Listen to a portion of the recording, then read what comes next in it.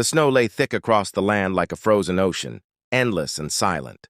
The temperature had fallen to 71 degrees, a cold so brutal that even the strongest animals struggled to survive. The Siberian wind howled like a living creature, pushing through the tall pine trees and rattling the walls of a small wooden cabin that stood alone at the edge of the forest. Inside the cabin lived a 70-year-old woman named Zainab.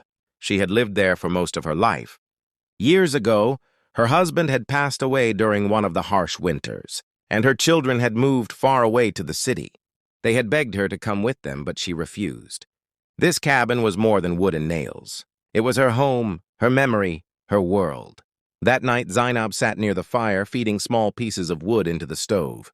The flames flickered, casting warm orange light across the room.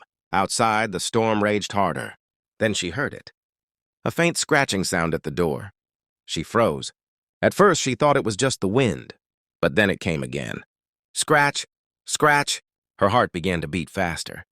Slowly, she stood up, wrapping her thick wool shawl around her shoulders. Her old bones ached as she walked toward the door. "Who's there?" she whispered softly.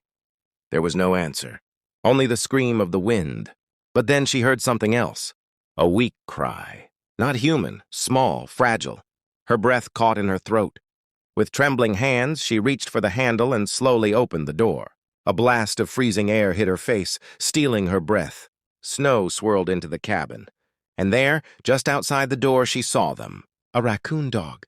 Its fur was covered in ice. Its body trembled violently. Its dark eyes were filled with exhaustion and fear. Beside her lay a tiny pup, barely moving, almost frozen. Zainab's heart broke at the sight. "Oh, you poor souls," she whispered. The mother didn't growl. She didn't run. She simply looked at Zainab as if she had no strength left to fight or flee. In that moment, Zainab knew the truth. If she closed the door, they would die. She stepped back and gently said, "Come inside. You're safe here." The raccoon dog hesitated. Her instincts warned her not to trust humans, but her pup was dying. She had no choice. Slowly, painfully, she dragged herself inside. Zainab quickly shut the door and rushed to the fire. She grabbed an old blanket and laid it down near the warmth. "Rest," she whispered.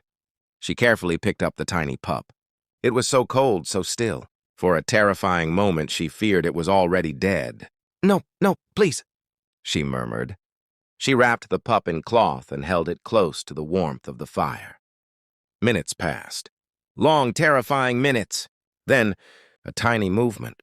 The pup's body twitched. Zainab gasped in relief. "That's it. Stay with me," she whispered gently. The mother watched everything. Her eyes followed every movement Zainab made. She was afraid, but she also understood. This human was helping them.